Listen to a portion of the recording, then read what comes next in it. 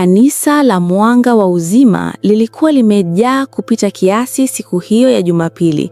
Watu walikuwa wamejazana hadi nje wakisukumana kwa hamu ya kumwona mchungaji Daniel, ambaye jina lake lilikuwa limeenea kwa kasi kama moto wa nyikani kutokana na madai ya kufanya miujiza mikubwa sana, huku wengine wakisema wameona wagonjwa wakipona papo hapo na wengine wakidai hata waliokufa wamefufuliwa, jambo lililowafanya watu wengi kuja kwa wingi ukitamani kushuhudia nguvu hizo kwa macho yao wenyewe. Ndani ya ukumbi huo mkubwa, kelele za amina, haleluya zilikuwa zinatikisa dari la kanisa, watu wakisimama kwa miguu yao, wengine wakilia kwa hisia kali, huku mchungaji Daniel akitokea polepole kutoka nyuma ya jukwaa akiwa amevaa suti nyeupe safi iliyong'aa sana, akitembea kwa hatua za kujiamini, huku macho yake yakizunguka kuangalia umati wa watu waliokuwa wakimwangalia kwa matarajio makubwa. Aliposimama mbele ya madhabahu, alinyamaza kwa sekunde chache kana kwamba anasikiliza kitu kutoka mbinguni, kisha akavuta pumzi ndefu na kusema kwa sauti nzito iliyojaa mamlaka, Leo kuna kitu kikubwa sana kinakwenda kutokea hapa, na hakuna atakayebaki vile alivyoingia. Na watu wakaanza kupiga kelele za furaha huku wakiamini wanakaribia kushuhudia nguvu za Mungu. Lakini ndani kabisa ya moyo wake, Daniel alikuwa na tabasamu la dharau, akijiambia kimoyomoyo, hawa watu ni rahisi sana kudanganywa. Wanachohitaji ni show kidogo tu na wataamini kila kitu. Huku nje akiendelea kuonyesha uso wa unyenyekevu na kusema, si mimi, ni Mungu anayefanya kazi kupitia mimi. Ghafla vurugu ndogo zikasikika mlangoni, watu wakaanza kusogea pembeni huku mwanaume mmoja akipaza sauti, tafadhali mpishe, huyu mwanamke hajatembea kwa miaka mingi, anataka aponywe siku ya leo. Wakati mwanamke huyo akiletwa mbele, akiwa amejikunja miguu akilia kwa uchungu mkubwa uliokuwa umeigizwa kwa ustadi kana kwamba anapata maumivu makali sana. Mchungaji Daniel akamwangalia kwa makini sana, akapunguza sauti yake na kusema kwa hisia za huruma, mama, niambie, unaamini kweli kwamba leo Mungu anaweza kukuponya? Mwanamke akainua kichwa chake kidogo na kusema kwa sauti ya kuigiza, ninaamini baba mchungaji, nimekuja hapa kwa imani yangu yote, naamini utaniponya siku ya leo baba. Waumini wakaanza kunongona kwa huzuni na matumaini, mmoja akisema, angalia alivyo, Mungu lazima atamponya leo. Lakini nyuma ya jukwaa msaidizi mmoja alimnongoneza mwingine kwa sauti ya chini lakini yenye ukali, hakikisha baada ya hapa anapata pesa yake, lakini usimpe yote, bado ana tukio lingine wiki ijayo. Mchungaji akainupa mikono yake juu, akafumba macho kana kwamba anaomba kwa nguvu kubwa sana, kisha akapaza sauti kwa ghafla, roho ya ugonjwa ninakuamuru, toka sasa, huku akitikisa mwili wake kwa nguvu ili kuongeza drama, na mwanamke akajirusha chini kama mtu aliyepigwa na nguvu ya ajabu. Watu wakaanza kupiga kelele, wengine wakilia, wengine wakisema, ni nguvu ya Mungu, ni nguvu ya Mungu, huku mchungaji akisimama juu yake akisema kwa sauti ya kuamrisha, mama, simama sasa kwa jina la Yesu. Polepole mwanamke akaanza kuinuka huku akitetemeka kana kwamba hajui kinachoendelea. Akachukua hatua 1, 2, kisha akasimama wima kabisa na ukumbi mzima ukalipuka kwa kelele za shangwe na mshangao. Ghafla akakimbia kuzunguka madhabahu huku akiruka na kupiga kelele za furaha. Watu wakaanza kupiga magoti, wengine wakilia kwa hisia kali wakisema, hakika huyu ni mtumishi wa Mungu wa kweli, hatujawahi kuona kitu kama hiki. Lakini nyuma ya jukwaa hali ilikuwa tofauti kabisa. Mwanamume mmoja aliyekuwa anasimamia mpango huo alisema kwa sauti ya chini lakini yenye furaha, hii imeenda vizuri sana, watu wameamini kabisa, sasa tujiandae kwa tukio la kesho. Msaidizi mwingine akasema kwa wivu na wasiwasi, lakini hii inazidi kuwa hatari, watu wakianza kuunganisha matukio tutadhalilika. Lakini yule wa kwanza akajibu kwa dharau, wewe acha uoga, pesa ndiyo muhimu hapa. Mchungaji Daniel aliporudi nyuma ya jukwaa, alikutana na timu yake. Mmoja akasema kwa furaha, umeua leo mchungaji, hii imeenda zaidi ya tulivyotarajia. Lakini mwingine akasema kwa sauti ya chini, lakini ukweli ukijulikana tutakuwa na shida kubwa. Daniel akawatazama kwa macho makali yaliyojaa hasira, akasema, "Mnadhani mimi sijue ninachofanya? Hii ndiyo kazi yangu, hakuna mtu atakayeniharibia." Msaidizi mmoja mdogo aliyekuwa na woga kidogo akasema kwa sauti ya hofu, "Lakini mchungaji, hii si sawa, tunadanganya watu." Kabla hajamaliza, Daniel akamkatiza kwa ukali, "Kama unaona si sawa, mlango uko wazi, ondoka." Ndani ya ukumbi, watu waliendelea kutoa sadaka kubwa, huku wakiamini wanatoa kwa ajili ya kazi ya Mungu, huku wengine wakisema, "Hapa ndipo kuna nguvu ya kweli, lazima tutoe zaidi ili tupokee zaidi."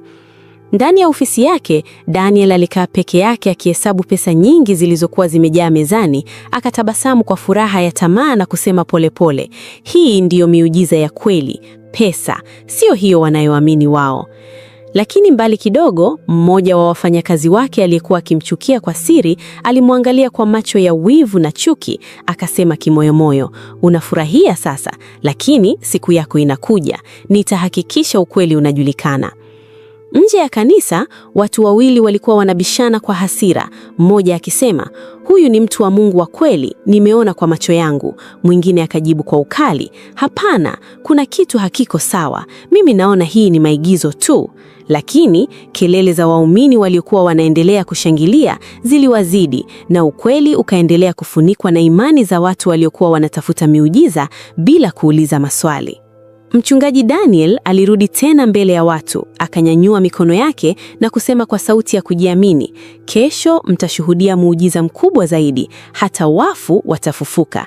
Na ukumbi mzima ukalipuka kwa shangwe, bila kujua wanaingia zaidi kwenye giza la udanganyifu. Na hapo ndipo safari ya uongo ilianza kuchukua sura kubwa zaidi, ikijengwa juu ya tamaa ya fedha, hila zilizopangwa kwa ustadi na mioyo ya watu waliokuwa wanatafuta tumaini bila kujua wanadanganywa. Usiku ulipoingia na giza kutanda kila kona ya mji, mchungaji Danieli alionekana tofauti kabisa na alivyoonekana mchana mbele ya waumini wake. Hakukuwa tena na tabasamu la utakatifu wala sauti ya upole, bali uso wake ulikuwa umejaa mawazo mazito na hofu iliyojificha. Akatoka nyumbani kwake kimya kimya, bila hata kumwambia mtu yeyote, akivaa koti jeusi refu na kufunika kichwa chake kwa kofia ili asitambulike, huku akihakikisha hata walinzi wa kanisa hawajui anakoenda, jambo lililoonyesha wazi kwamba safari aliyokuwa anaenda haikuwa ya kawaida kabisa. Alipoingia kwenye gari lake na kuanza kuendesha kuelekea nje ya mji, moyo wake ulikuwa unadunda kwa kasi sana, akishika usukani kwa nguvu huku macho yake yakionyesha wasiwasi. Akajisemea kwa sauti ya chini, "Lazima niende, siwezi kupoteza kila kitu nilichokijenga." Lakini ndani kabisa ya nafsi yake kulikuwa na sauti nyingine ikimwambia, "Hii si njia ya Mungu, unajichimbia kaburi lako mwenyewe." Na ghafla akapiga usukani kwa hasira akisema kwa sauti iliyochanganyika na chuki, "Nimechagua hii njia, hakuna wa kunizuia sasa." Safari yake ilikuwa ndefu na ya kutisha. Barabara zilikuwa tupu, upepo ukivuma kwa sauti ya ajabu, na kila alivyokuwa akisogea mbali na mji ndivyo giza lilivyozidi kuwa zito.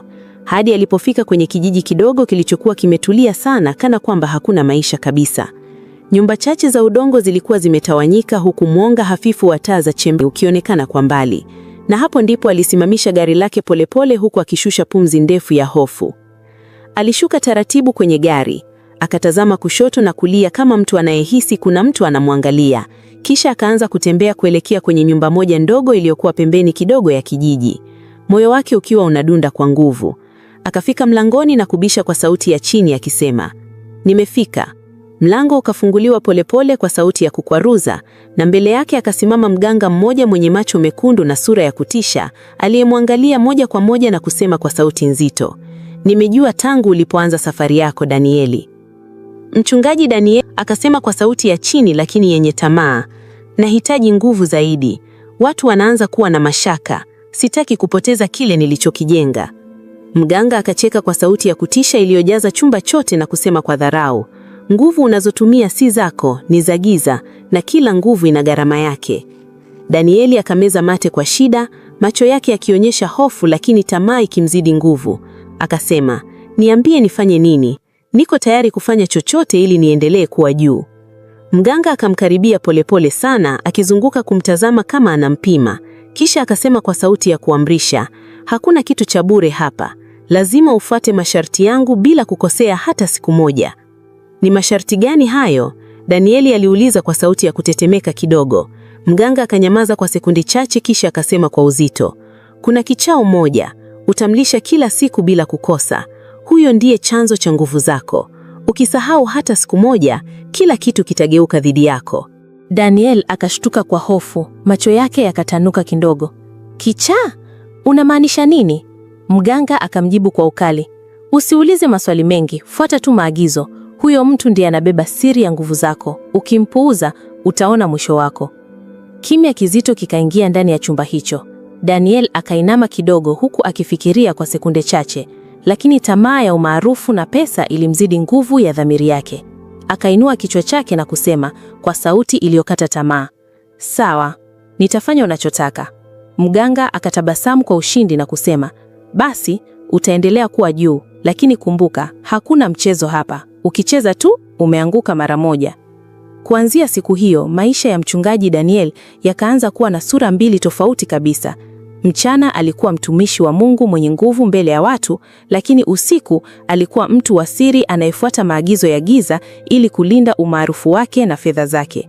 Kila siku kwa siri kubwa sana, alihakikisha anampelekea chakula yule kichaa aliyekuwa akiishi pembezoni mwa mji, akimkuta mara nyingi akicheka peke yake au akiongea maneno yasiyoeleweka. Lakini siku moja, kichaa huyo alimwangalia Daniel kwa macho makali na kusema kwa sauti ya ajabu, unanihitaji kuliko ninavyokuhitaji. Daniel akajibu kwa hasira iliyofichwa, kula tu chakula chako na uache maneno mengi. Lakini ndani yake alihisi hofu kubwa sana, akijua kabisa kwamba maisha yake sasa yalikuwa yanefungwa kwenye masharti ambayo hakuwa na uwezo wa kuyavunja. Kadri siku zilivyopita, miujiza yake kanisani ilizidi kuwa mikubwa zaidi.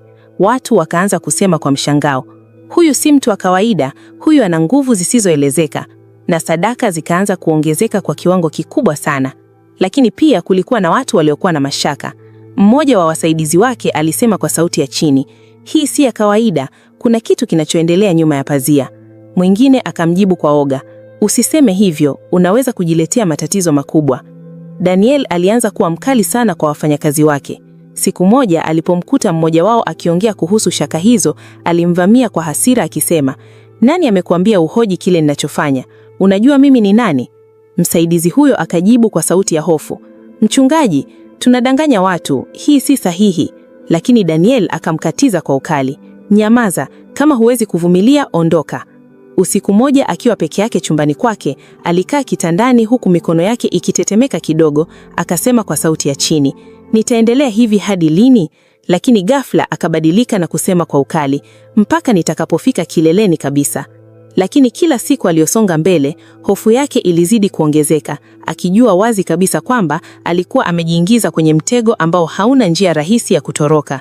Mmoja wa wafanyakazi wake aliyekuwa na wivu mkubwa alianza kusema kwa hasira kimoyomoyo, anaficha kitu na nitahakikisha kinajulikana. Na hapo chuki ikaanza kukua polepole ndani ya kanisa. Wakati huo huo, kichaa aliyekuwa anahifadhi siri hiyo aliendelea kuishi pembeni, akicheka kwa sauti ya ajabu na kusema, siku moja ukweli utafunuliwa na kila kitu kitaanguka. Lakini mchungaji Daniel hakujua kwamba siku hiyo ilikuwa karibu sana, na kosa moja tu lingeweza kuvunja kila kitu alichokuwa amekijenga kwa muda mrefu. Na hapo ndipo maisha yake yalipoanza kuzama zaidi kwenye giza, huku akijaribu kushikilia nguvu zilizokuwa zinamvuta taratibu kuelekea kwenye anguko kubwa. Siku hiyo ya Jumapili ilianza kama siku nyingine yoyote ya ibada. Kanisa la Mwanga wa Uzima lilijaa kupita kawaida, huku watu wakikaa hata kwenye sakafu kwa sababu ya kukosa nafasi. Wengine wakisimama nje wakisikiliza kupitia spika, kila mmoja akiwa na matumaini ya kushuhudia muujiza mwingine mkubwa kutoka kwa mchungaji Danieli, ambaye tayari alikuwa amejijengea jina kubwa la kuwa mtu wa miujiza isiyoelezeka. Na hakuna hata mmoja aliyekuwa nadhani kwamba siku hiyo ndiyo ingekuwa mwanzo wa mwisho wa kila kitu walichokuwa wakiamini kwa moyo wote, bila shaka wala hofu yoyote. Mchungaji Danieli alisimama madhabahuni akiwa na tabasamu la kujiamini kama kawaida, lakini ndani kabisa ya moyo wake kulikuwa na hali ya wasiwasi ambayo hakuweza kuielezea kwa urahisi.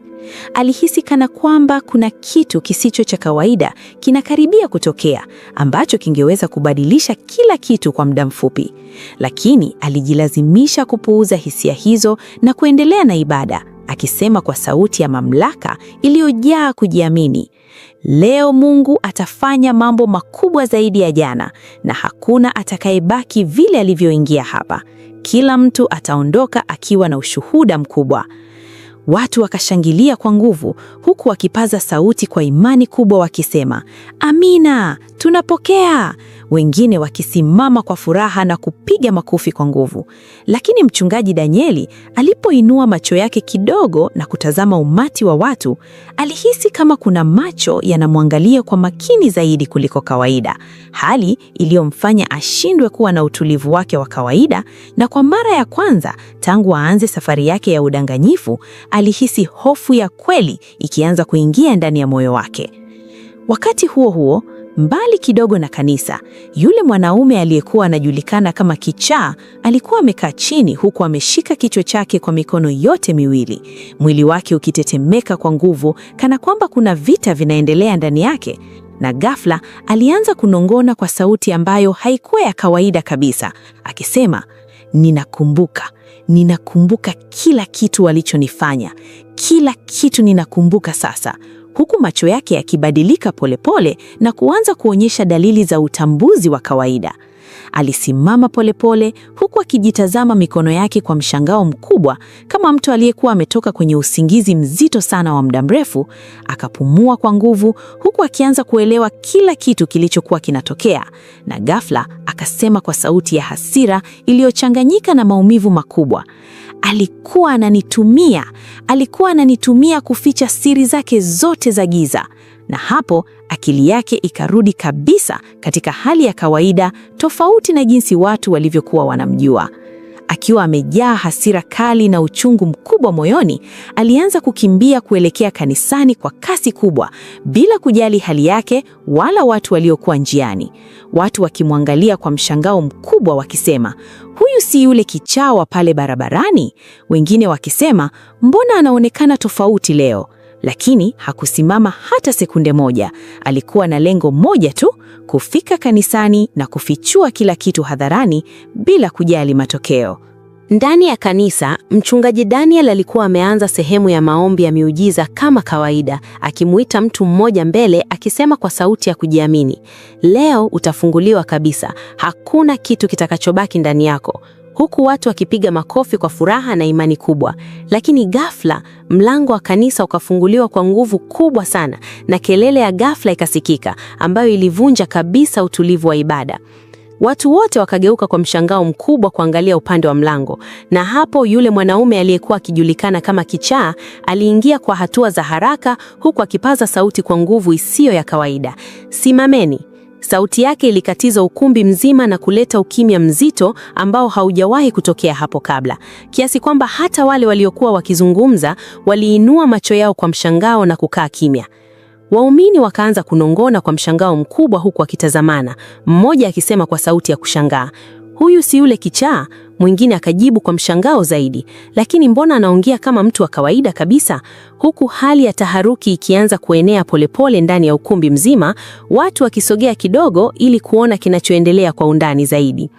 Mchungaji Daniel alipomuona, uso wake ulibadilika ghafla kutoka kujiamini hadi hofu iliyo wazi kabisa. Macho yake yakaanza kuonyesha wasiwasi mkubwa, lakini alijaribu kujisitiri kwa kupaza sauti kwa nguvu akisema, walinzi, mtoe huyu mtu hapa haraka, anavuruga ibada.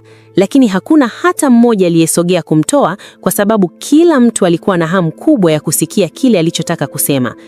Mwanaume huyo akasimama katikati ya kanisa, akavuta pumzi ndefu huku akizunguka macho yake kuwatazama watu wote waliokuwa wanamwangalia kwa mshangao. Kisha akasema kwa sauti ya kujiamini iliyojaa hasira na uchungu mkubwa, leo sitoki hapa mpaka ukweli wote ujulikane. Nimechoka kuona watu hawa wanadanganywa kila siku, huku wakiamini wanamwabudu Mungu, kumbe wanatumiwa kwa maslahi ya mtu mmoja. Mchungaji Daniel akapaza sauti kwa hasira kubwa akisema, huyu mtu ana pepo, msimsikilize kabisa, anajaribu kupotosha ibada. Lakini mwanaume huyo akacheka kwa dharau kubwa na kusema kwa sauti ya ukali, pepo? Au unaogopa ukweli wako kufichuka mbele ya watu hawa unaowadanganya kila siku? Ukumbi mzima ukawa kimya kwa sekunde chache nzito sana, huku watu wakianza kusogea mbele kwa hamu ya kusikia zaidi. Na mmoja wa waumini akasema kwa sauti ya chini lakini yenye uzito mkubwa, "Muache aseme, tusikie kwanza kabla hatujamhukumu." Mwanaume huyo akamwangalia mchungaji Daniel moja kwa moja machoni kwa muda mrefu, macho yake yakiwa yamejaa chuki na maumivu makubwa ya muda mrefu. Kisha akasema kwa sauti nzito iliyojaa msisitizo, "Umenilisha kila siku kwa siri ili kulinda nguvu zako, si ndio? Ulikuwa unaniletea chakula kila usiku ili kuhakikisha siri zako hazifichuki." Daniel akatetemeka kwa nguvu zaidi, akajaribu kujitetea kwa sauti ya kukataa akisema, "Sijui unachoongea, huu ni uongo." Lakini mwanaume huyo akamkatiza kwa hasira kali akisema, "Usijifanye hujui. Wewe ndiye ulikuwa unaniletea chakula kila siku usiku, ukiniambia nikae kimya ili watu hawa waendelee kukuamini kama mtu wa Mungu." Watu wakaanza kunongona kwa nguvu zaidi, huku hali ya ukumbi ikibadilika kabisa. Mmoja akisema kwa mshangao mkubwa, "Kila usiku?" Mwingine akasema kwa sauti ya hasira, "Ina maana alikuwa anafanya mambo haya yote kwa siri?" Mwanaume huyo akaongeza kwa sauti ya juu zaidi, huku akionyesha kidole chake kwa mchungaji Daniel, "Huyu si mtu wa Mungu.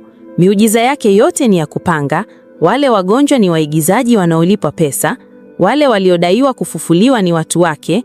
Kila kitu ni mpango uliopangwa kwa ajili ya kuachukua fedha zenu kwa ujanja." Ukumbi mzima ulilipuka kwa kelele za mshangao na hasira kali sana, baadhi ya watu wakisimama kwa ghadhabu wakipaza sauti, "Haiwezekani!" Wengine wakilia kwa uchungu mkubwa wakisema, "Tumekuwa tukidanganywa kwa muda wote huu." Huku wengine wakishika vichwa vyao kwa maumivu ya kusalitiwa. Mchungaji Daniel alisimama pale akiwa hana nguvu tena ya kujitetea, macho yake yakizunguka huku akiona wazi kwamba watu waliokuwa wanamwamini kwa moyo wote sasa wanamwangalia kwa macho ya hasira, chuki na maumivu makubwa ya usaliti, na kwa mara ya kwanza alihisi kabisa kwamba kila kitu kilikuwa kinaporomoka mbele ya macho yake bila uwezo wa kukizuia. Mmoja wa wazee wa kanisa akasimama polepole huku akimtazama mchungaji Daniel kwa macho yaliyojaa huzuni na hasira iliyofichwa, kisha akasema kwa sauti nzito iliyojaa uzito wa maumivu, "Tumekuamini, tumekupa heshima kubwa, tumekufuata bila shaka yoyote, lakini leo tunasikia mambo haya mbele ya watu wote. Sasa tuambie, hii ni kweli au si kweli?" Daniel alijaribu kufungua mdomo wake ili ajitetee, lakini hakukuwa na maneno yaliyokuwa yakitoka. Alihisi kama koo lake limefungwa kabisa, moyo wake ukidunda kwa kasi huku mikono yake ikianza kutetemeka, na badala ya kujibu, alibaki kimya huku akitazama chini kwa aibu kubwa. Mwanaume huyo akatoa pumzi ndefu kisha akasema kwa sauti ya mwisho yenye uzito mkubwa sana, "Leo ukweli umefika mwisho wake na hakuna tena mahali pa kujificha." Na ukumbi mzima ukaingia kwenye ukimya mzito sana uliokuwa umejaa hisia kali za hasira, maumivu, usaliti na mshangao mkubwa uliowacha watu wote wakiwa hawaamini kilichokuwa kimetokea mbele yao. Na hapo ndipo kila kitu kilipoanza kubomoka rasmi mbele ya macho ya mchungaji Daniel, si kwa sababu ya mtu mmoja, bali kwa sababu ya ukweli uliokuwa umefichwa kwa muda mrefu, sasa ulikuwa umejitokeza hadharani bila kuogopa. Na kila mtu akajua wazi kabisa kwamba hakuna kitu kingeweza kurudisha tena heshima yake kama ilivyokuwa awali. Ukumbi wa kanisa ulikuwa umejaa sauti za watu waliokuwa wamechanganyikiwa baada ya ukweli kufichuka. Wengine walikuwa wanapaza sauti zao kwa hasira, wengine walikuwa wanalia kwa uchungu, na wengine walikuwa wanatazamana kwa mshangao kana kwamba walikuwa hawaamini kilichokuwa kimetokea mbele ya macho yao. Mtu mmoja alisimama na kusema kwa sauti kubwa, "Umetudanganya," huku mwingine akilia kwa huzuni akisema, "Tulikuamini kuliko mtu yeyote." Hali ndani ya ukumbi ilizidi kuwa nzito kila sekunde ilivyopita. Watu walihisi kama mioyo yao ilikuwa imevunjika kwa sababu mtu ambaye walimuona kama kiongozi wao wa kiroho sasa alikuwa amesababisha maumivu makubwa moyoni mwao. Mchungaji Daniel alisimama pale mbele ya madhabahu akitetemeka kidogo. Macho yake yalikuwa yamejaa hofu, aibu na majuto mazito yaliyokuwa yanaonekana wazi usoni mwake. Alijaribu kufungua mdomo wake kuzungumza, lakini sauti yake ilionekana kukwama kooni. Alitazama nyuso za waumini wake ambao kwa miaka mingi walikuwa wakimwamini na kumheshimu, na sasa macho yao yalikuwa yamejaa hasira na maumivu. Ilikuwa ni wakati mgumu sana kwake kwa sababu alitambua kwamba kila kitu alichokuwa amejenga kwa muda mrefu sasa kilikuwa kinaanguka mbele ya macho yake. Ghafla, mwanamke mmoja aliyekuwa amekaa mstari wa mbele alisimama kwa hasira kubwa. Macho yake yalikuwa yamejaa machozi huku akisema kwa sauti ya uchungu, "Nimeuza mali yangu kwa sababu ya mahubiri yako. Nilidhani ninamtii Mungu, lakini sasa naona nilikuwa nafuata uongo." Maneno yake yaliingia ndani ya mioyo ya watu wengine waliokuwa ukumbini. Mara moja, mwanaume mwingine akasimama na kusema kwa sauti iliyokuwa imejaa maumivu, "Watoto wangu walilala njaa mara kadhaa kwa sababu nilitoa kila kitu hapa kanisani nikiamini kwamba ilikuwa kwa ajili ya Mungu." Maneno hayo yalikuwa mazito sana, kiasi kwamba ukumbi wote ulitulia kwa sekunde chache. Daniel alishindwa kuvumilia uzito wa lawama hizo. Ghafla akapiga magoti mbele ya watu wote, kichwa chake kikiwa kimeinama chini kwa aibu kubwa. Machozi yalianza kumtoka kwa wingi huku akisema kwa sauti iliyokuwa imejaa maumivu makubwa, Nimekosea sana, naomba msamaha." Ilikuwa mara ya kwanza kwa watu wengi kumwona akiwa katika hali ya unyenyekevu mkubwa namna hiyo. Lakini baadhi ya watu hawakuridhika na maneno hayo. Mtu mmoja akasema kwa hasira, "Sasa unaomba msamaha baada ya yote yaliyotokea?" Wengine walitikisa vichwa vyao kwa huzuni, wakionyesha kwamba walikuwa wamepoteza imani kabisa.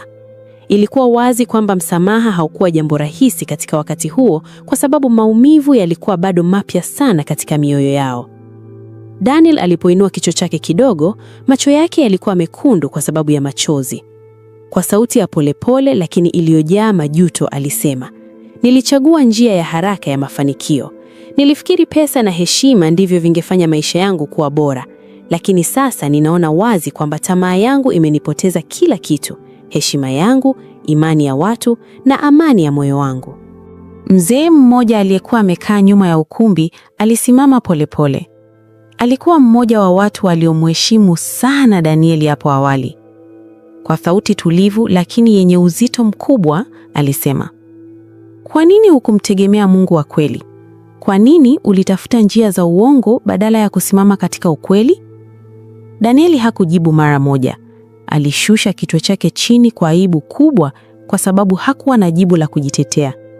Baadhi ya watu walianza kuondoka ndani ya kanisa kwa hasira. Wakati wakitoka walikuwa wanasema kwa sauti za uchungu, "Hapa sitarudi tena." Wengine walikuwa wanatikisa vichwa vyao kwa huzuni, wakionyesha jinsi walivyokuwa wamevunjika moyo. Ukumbi ulianza kupungua watu polepole, lakini uzito wa tukio hilo uliendelea kubaki ndani ya hewa ya mahali hapo. Mwanamume aliyekuwa amefichua siri hiyo alisimama na kusema kwa sauti ya utulivu, "Ulipata nafasi nyingi za kusema ukweli. Watu walikuamini na walikuwa tayari kukusikiliza. Lakini uliogopa kusema ukweli kwa sababu ulihofia kupoteza kila kitu." Danieli alimtazama kwa macho ya huzuni na kusema polepole, "Najua na sitajitetea tena. Makosa yangu ni makubwa sana."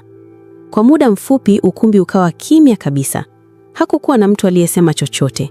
Ilikuwa kama kila mtu alikuwa anafikiria kwa kina juu ya yote yaliyotokea. Ndipo Danieli akasema kwa sauti ya unyenyekevu mkubwa, "Kuanzia leo, ninaacha kila kitu kilichokuwa cha uongo katika maisha yangu. Sitaki tena kuishi maisha ya udanganyifu." Mtu mmoja aliyekuwa bado amesimama pembeni akauliza kwa sauti yenye mashaka, "Utathibitishaje kwamba maneno yako ni ya kweli?" Danieli akainua macho yake kidogo na kusema, "Sitathibitisha kwa maneno mazuri tena. Nitathibitisha kwa matendo yangu, hata kama itanichukua maisha yangu yote kurekebisha makosa niliyofanya." Danieli alisimama polepole kutoka pale alipokuwa amepiga magoti. Alionekana kama mtu aliyekuwa amechoka sana, lakini pia kama mtu aliyekuwa ameanza safari mpya ndani ya moyo wake. Kwa sauti tulivu alisema, "Sitafanya tena miujiza ya kupanga. Sitacheza tena na imani ya watu. Kuanzia leo, nitazungumza ukweli tu." Mzee yule aliyekuwa amesimama hapo awali akasema kwa utulivu, "Njia ya ukweli si rahisi. Ni ngumu na wakati mwingine ina maumivu. Lakini hiyo ndiyo njia pekee inayoweza kumfanya mtu awe huru kweli." Kadiri muda ulivyopita, watu wengi walikuwa tayari wameondoka kanisani. Lakini wachache waliobaki walikuwa wamekaa kimya wakifikiria kwa kina kuhusu tukio hilo. Wale waliobaki hawakuwa pale kwa sababu ya miujiza au maigizo, bali walikuwa wanatafuta ukweli wa kweli. Danieli alianza kubadilika polepole katika maisha yake. Mahubiri yake hayakuwa tena ya kujionyesha au ya kuwavutia watu kwa maneno makubwa. Badala yake, alianza kuzungumza kwa unyenyekevu, akisimulia hata makosa yake mwenyewe ili wengine wajifunze.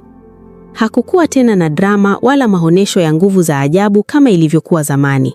Kanisa lilikuwa tulivu zaidi kuliko hapo awali. Lakini ndani ya utulivu huo kulikuwa na kitu kipya, uaminifu. Kila siku Danieli alikumbuka makosa yake na jinsi alivyoanguka mbele ya watu aliowaongoza. Kumbukumbu hizo zilikuwa chungu, lakini zilimkumbusha kuwa mtu hawezi kujenga maisha ya kudumu juu ya uongo na muda mfupi.